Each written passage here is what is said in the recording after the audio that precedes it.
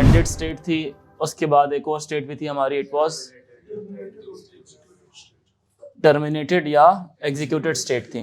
ठीक है, कोई भी मिसाल के तौर पे न्यू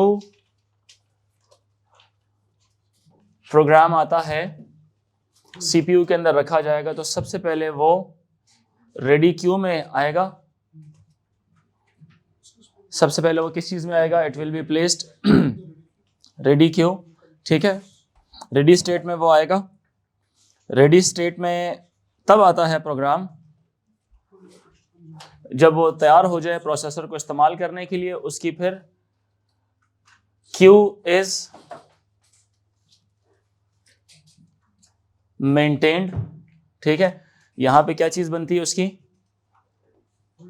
रेडी क्यू यहां पे उसकी डेवलप होती है। ठीक है, और रेडी क्यू के अंदर जितने भी प्रोग्राम्स होते हैं ये वेट करते हैं फॉर सीपीयू टाइम। ठीक है, ready queue waiting for CPU time. Ready के बाद अगला जो सा स्टेट होता है वो होता है जी हमारा रनिंग स्टेट का। रनिंग स्टेट में यहां पे लाने के लिए एक स्केड्यूलर इस्तेमाल होता है डिस्पैचर के नाम से। वो असाइन करता है रेडी क्यू में से उन प्रोसेसेस को, किसको देता है? सीपीयू को देता है, बिकॉज रेडी क्यू यहाँ पे मेंटेन की जाती है which are all those processes which are waiting for CPU time. Once the time has occurred, those processes are given to the CPU. CPU उनको एग्जीक्यूट करता है। इसके लिए स्केड्यूलर इस्तेमाल होता है। एक सॉफ्टवेयर है डिस्पैचर या स्केड्यूलर इस्तेमाल होता है जो रेडी स्टेट वाले प्रोसेसेस को किसको असाइन करता है? रनिंग स्टेट में लेके जाता है। ठीक है, और रनिंग स्टेट में प्रोग्राम्स क्या होते हैं? ये सीपीयू के अंदर रन हो रहे होते हैं। रनिंग प्रोसेसेस इन सीपीयू। और यहां से रनिंग स्टेट से वापसी रेडी स्टेट में कब जाती हैं चीजें? जब इंटरप्ट अकर करे। इंटरप्ट कौन से वाला? टाइम स्लाइस इंटरप्ट अकर करे।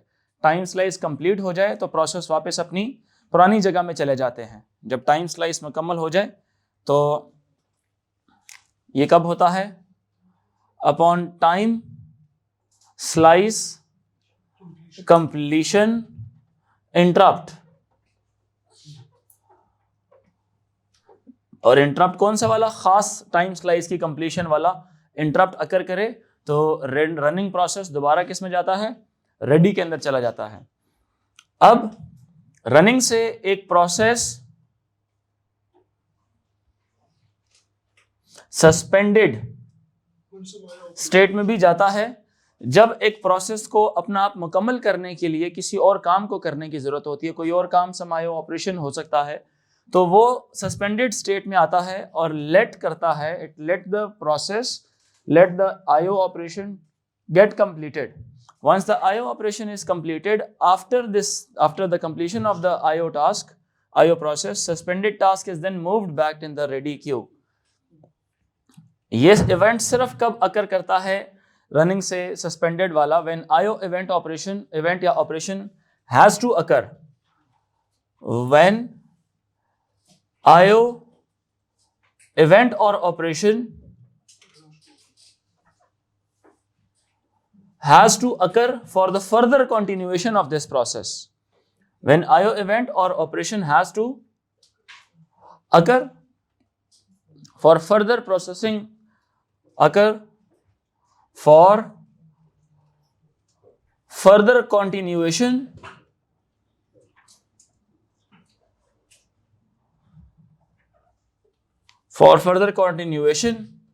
या processing of the प्रोसेस। ये कंडीशन है रनिंग स्टेट से सस्पेंडेड स्टेट में लाने के लिए। सस्पेंडेड स्टेट का एक और नाम भी था, ब्लॉक्ड स्टेट भी हम इसको कहते थे। ठीक है, और फिर यहां से दोबारा रेडी क्यू के अंदर जा सकता है एक टास्क। वो सिर्फ कब जा सकता है? जब आईओ ऑपरेशन या आईओ का जो सा टास्क था वो मुकम्मल हो जाए। आईओ ऑपरेशन या जो टास्क था वो क्या हो जाए? Event has occurred. ठीक है, व्हेन IO event या IO operation has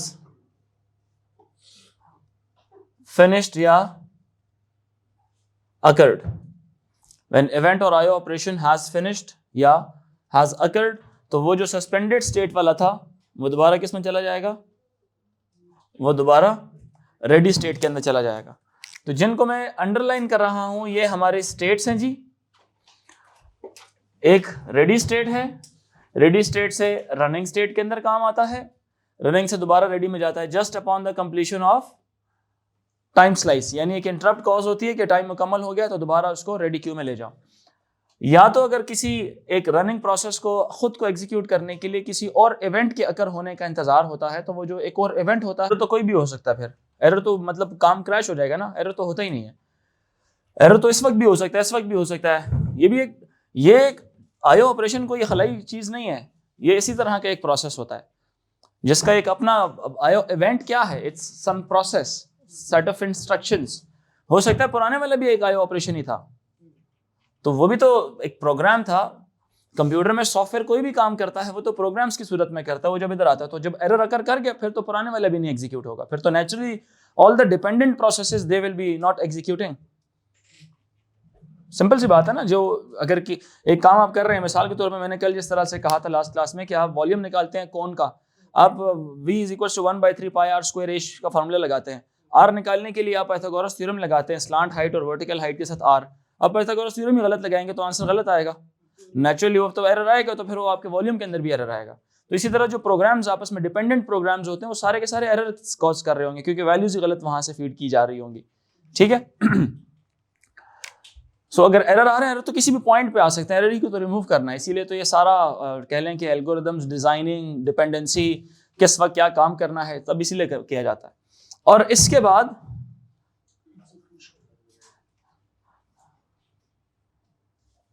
terminated state के अंदर, टर्मिनेटेड, कंप्लीटेड या प्रोसेस जो भी है एग्जीक्यूटेड स्टेट के अंदर तब आता है जब एक प्रोसेस क्या हो जाए, फिनिश हो जाए अपने टाइम स्लाइस के अंदर। When process has finished within the time slice, process has finished its execution within the time slice, then naturally the process will be converted into terminated या completed state। यहां तक बात समझ आ रही है? यह है हमारी ट्रांजिशन बिटवीन द प्रोसेसेस। ये जो डिस्पैचर है ना, इट सेलेक्ट्स किस प्रोसेस को रनिंग स्टेट में डालना है। ये जो उनसे दो आपके पास जो मैंने यहां पे ऑप्शंस दिखाई बताई हुई हैं, ये क्या करते हैं, they selects which process to put in running state, selects which process to put in running state। ठीक है जी। तो ये ट्रांजिशन डायग्राम है, इसको याद भी करना है आप लोगों ने। याद करेंगे बहुत सारे क्वेश्चंस आपके क्लियर हो जाते हैं इससे। ठीक है, डायग्राम की लेबलिंग भी आसान है और इसके अलावा क्वेश्चंस भी बंदे के क्लियर हो जाते हैं। एक सवाल आता है मोस्टली इनसे ना कि जी क्यों कुछ प्रोसेसेस जो उनसे हैं जो डायरेक्टली रनिंग से जो उनसे है ना सस्पेंडेड वाला जो उनसे सस्पेंडेड डायरेक्ट रनिंग में क्यों नहीं जाता फिर से। ठीक है, कुछ सवाल इस तरह के आते हैं, रनिंग से जो उनसे ना आयो कंप्लीट करने के लिए दोबारा वो रेडी में क्यों नहीं जाता, या रेडी से कंप्लीटेड टर्मिनेटेड के अंदर क्यों नहीं जाता। तो कोई एक सवाल है जो एग्जाम्स में आते हैं, वाई एक्सप्लेन करना। ठीक है, वाई ऐसा क्यों नहीं होता, तो लिखें जरा, why can not a process be move directly from block state to the running state.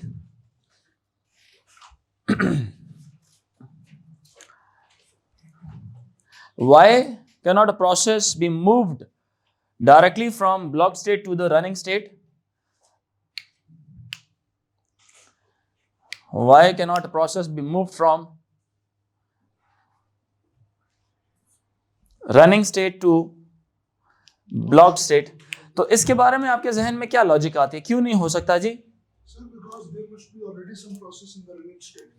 किसी भी प्रोसेस को रनिंग स्टेट को देने के लिए डिस्पैचर फैसला करता है कि किसको देना है हमें रनिंग स्टेट को।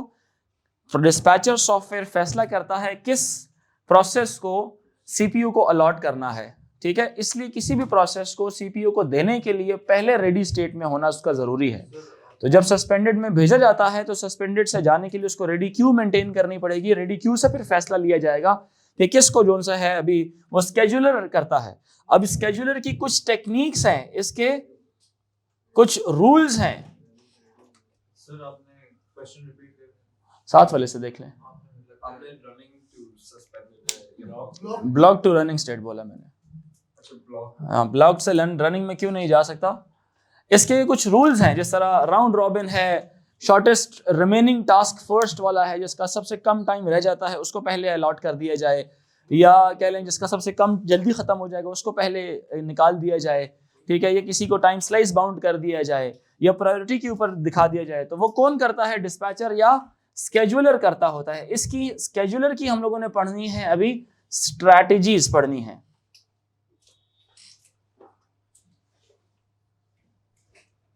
स्केड्यूलर की स्ट्रैटेजीज हमने पढ़नी है कि कैसे स्केड्यूलिंग करता होता है ये, ठीक है। बात करनी है आज के लेक्चर में करेंगे। तो क्वेश्चन लिखें जी, why can not a process Cliff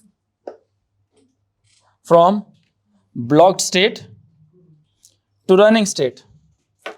a process लिखें, a process can not be moved, a process can not be moved from block to running state because, अच्छा ये बिकॉज वाली बात तक आपने एग्जाम में नहीं लिखनी, इसके बाद वाली कहानी लिखनी है, ठीक है। Because when an IO operation is completed, because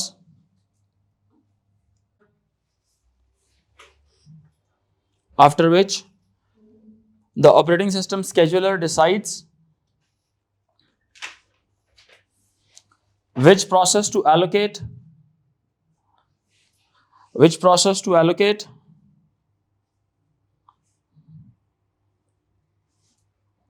which process to allocate the CPU, which process to allocate the CPU from the ready queue। कहानी किस पे डाल दी है? सारी किस पे डाल दी है? ये करेगा सारा काम इसलिए। और स्केड्यूलर सिर्फ किसके साथ ताल्लुक हो गया?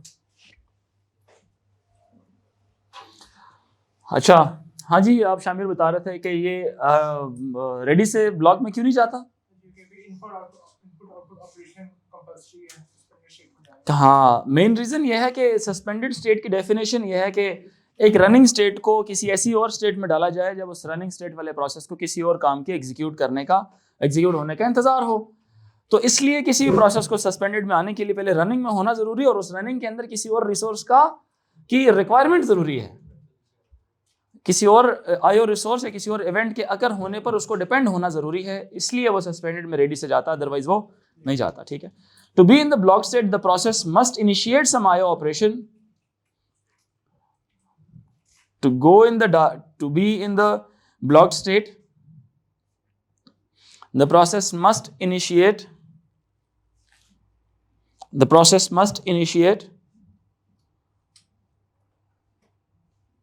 / require some IO operation,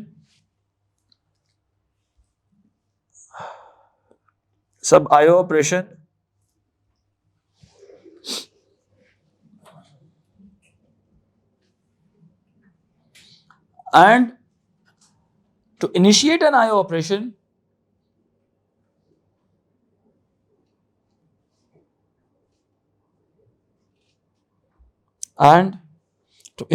IO operation the process must be in the running state.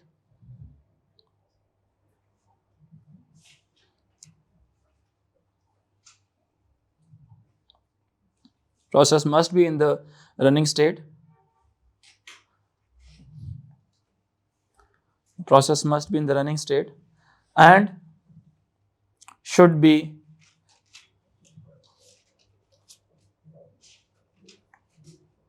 running state and should be dependent upon some IO operation to occur.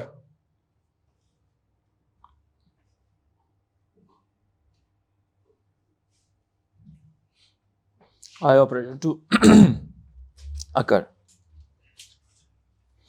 So the only running process can be moved to blocked or suspended state. ठीक हो गया? यहां तक बात समझ आ रही है? Next question लिखें. When does a process from the running state, when does a process go from running to terminated state? When does the process go from running to terminated? साद आप बताओ कब जाता है?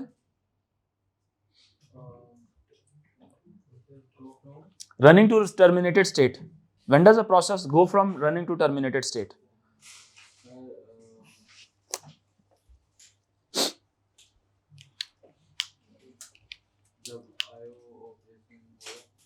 नहीं तो आप बताओ.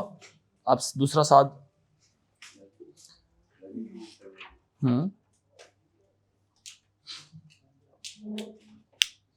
अली आप बताओ.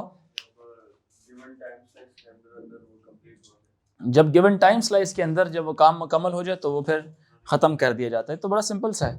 लिखें. When a process has completed it's execution, when a process has completed its execution,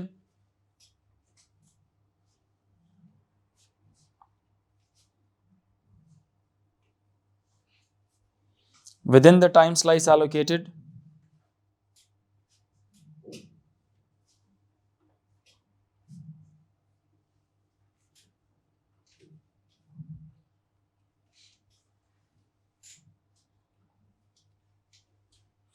within the time slice allocated to it,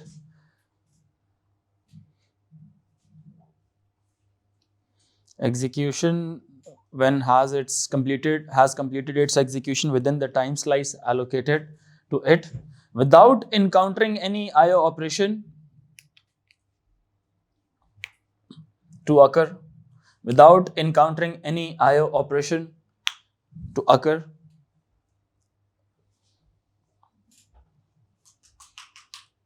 is turned into completed या terminated state.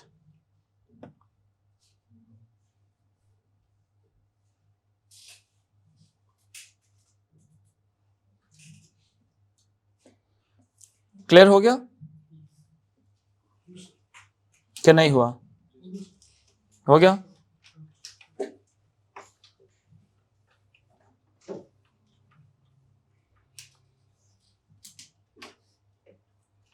अच्छा. हेडिंग लिखें लो लेवल स्केड्यूलर की.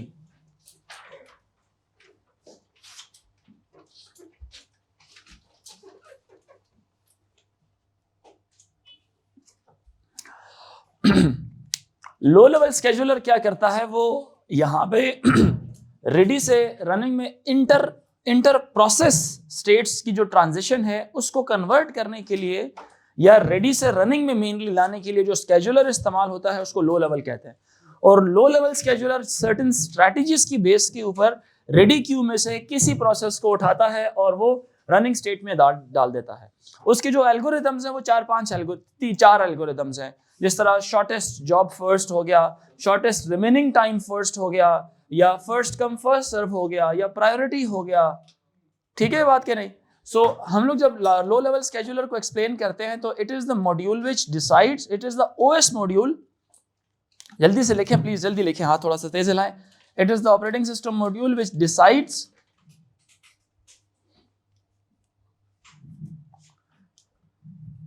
It is the operating system module which decides which of the processes in the ready state should get. Operating system module which decides which of the process in the ready state, which of the process in the ready state should get use of the processor, should get use of the processor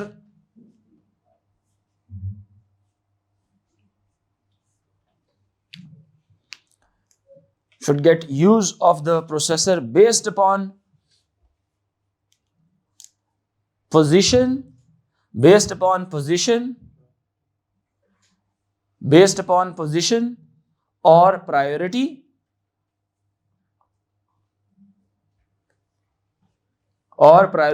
which is invoked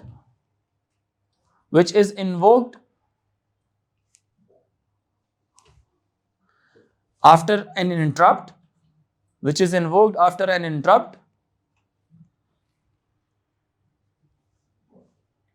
or operating system call.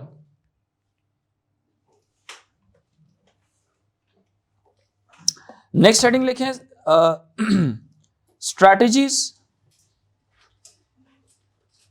Next लिखें strategies for low level scheduling.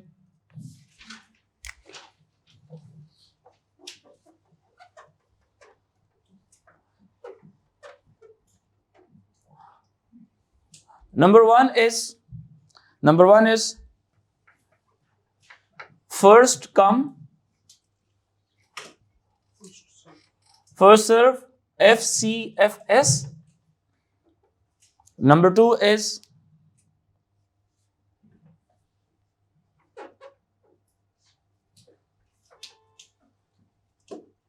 round robins algorithm या scheduling. Number three is priority scheduling.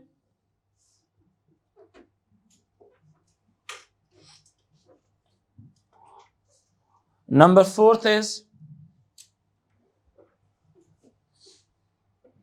shortest job first.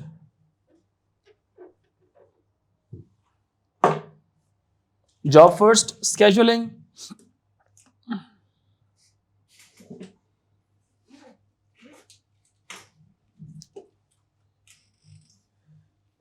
और एक और भी है shortest remaining time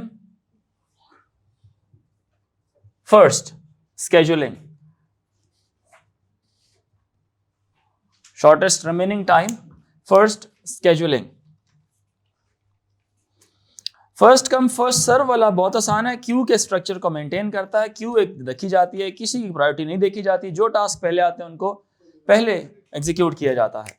so पहला जरा हम एक्सप्लेन करते हैं FCFS को. आसान है ना ये, इसको वैसे ही जुबानी भी बंदा समझ सकता है इसको, कि जो टास्क पहले आ रहा है बस उसको पहले क्या करते रहे, एग्जीक्यूट करते रहे. ठीक है, तो लिख लें क्यू स्ट्रक्चर है ये वाला सारा. The processor is allocated the processor is allocated with the processes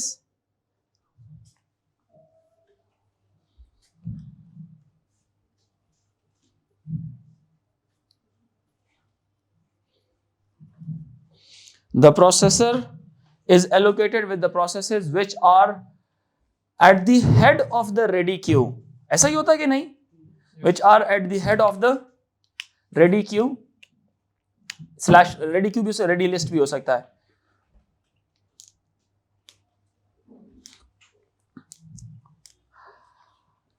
ये ऐसी प्रोसेसिंग है, it keeps the process with मतलब the process keeps the processor until it is completed or until it needs some IO operation to occur, like it is when it is sent into the suspended state. Suspended state में तो मजबूरी होती है ना किसी process में जाने की, अदरवाइज तो एक प्रोसेस क्या चाहता है कि मैं टर्मिनेट हो जाऊं. It gets into the CPU just because it wants to get processed, it wants to just perform those steps. तो इसने प्रोसेसर को, it keeps the processor until it is executed or it is sent into the suspended state. हाँ, time slice नहीं होगी फिर. ठीक हो रही है मेरी बात कि नहीं? अबे यार, मैंने भी क्या बोला कि वो जब इसमें चला जाएगा या उसमें जाने के लिए आ रहा है, वो तब तक अपने पास प्रोसेसर रखेगा जब तक वो इधर नहीं चला जाता या वो इधर नहीं चला जाता. इधर आने के लिए ये कंडीशन बड़ी जरूरी है. मैंने कैसे कहा, डिपेंडेंट आईओ ऑपरेशंस, वो तो फिर ऑब्वियसली वो तो क्यू के स्ट्रक्चर को मेंटेन रखेगा फिर. ठीक है, सो लिखें, it keeps the processor until it is moved, it keeps the processor until it keeps the processor until it is moved to the terminated, it is moved to the suspended state or executed state. It keeps the processor until it is moved to the suspended or executed state.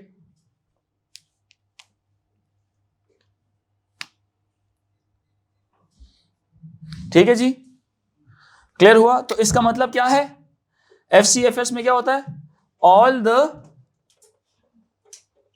Processes maintain a Q. Q क्या है, abstract data type है। Q क्या है, एक abstract data type है जो कि कहां से आपको मिल सकता है, दोबारा कॉन्सेप्ट इसका AS में, बट कोई बात नहीं, हम A2 में भी आगे प्रोग्रामिंग में विल डिस्कस इट, राइट? हम इसकी प्रोग्रामिंग करेंगे बाकायदा। सेकंड लिखें जरा, सेकंड कौन सा वाला है जी मेरा, यहां पे राउंड रॉबिन है, राउंड रॉबिन लिखें, राउंड रॉबिन लिखें जी। राउंड रॉबिन क्या है, राउंड रॉबिन के अंदर ये होता है कि एक टाइम स्लाइस दिया हुआ होता है, उस टाइम स्लाइस के अंदर जो सा है उस प्रोसेस को अपना आप मुकम्मल करना होता है, ठीक है? सो लिख लें अपने पास, इसको बाय द वे कुछ लोग क्वांटम भी कहते हैं कंप्यूटर्स की दुनिया में। The time slice that is given to a process to get completed, it is also known as quantum is given. Quantum time या क्वांटम किसको कहते हैं, राउंड रॉबिन की दुनिया के अंदर जो टाइम दिया जाता है एक प्रोसेस को, उसको क्वांटम भी कहते हैं, ठीक है? So well, all the runnable processes, runnable, अच्छा मुझे बताएं रनएबल प्रोसेस कौन सी स्टेट में होगा, रेडी स्टेट में होगा। तो ऑल द रनएबल या रेडी प्रोसेसेस, ऑल द जो रन हो सकते हैं या रेडी स्टेट में है, अभी रन हो नहीं रहे, रनिंग नहीं, रनएबल, ठीक है? यस, एबल टू रन, ठीक है? All the runnable slash ready state processes are given a time slice, are given the time slice which is fixed amount of time,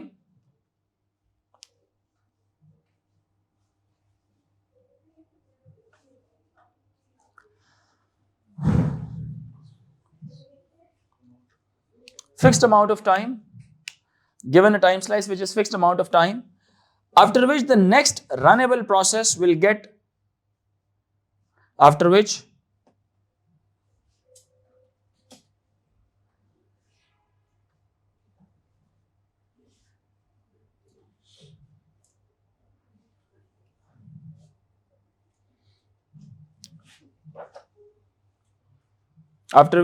the next runnable process will get its time slice and use the processor, will get its time slice and use the processor.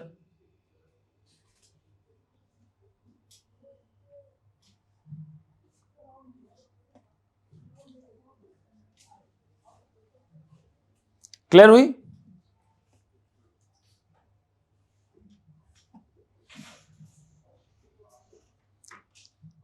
अच्छा, एक बात as a side note याद रखें, more than one strategies can be used, okay? सही है ना? More than one strategies could be used on one process at a time, ठीक है? मैं करता हूं, लिख लें अपने पास, मोर देन, ओ सॉरी यहां पे नहीं लिखना, ये तो इसके साथ तो टाइम स्लाइस वाली बात लिखनी, साइड पे अपने लिए लिख लें, more than one process, more than one strategies can be used for a process at a time. ये तो मैं साइड नोट पे एडिशनल लिख लूं, टाइम स्लाइस अलॉटमेंट है ये, ठीक है? नेक्स्ट लिखें प्रायोरिटी स्केड्यूलिंग।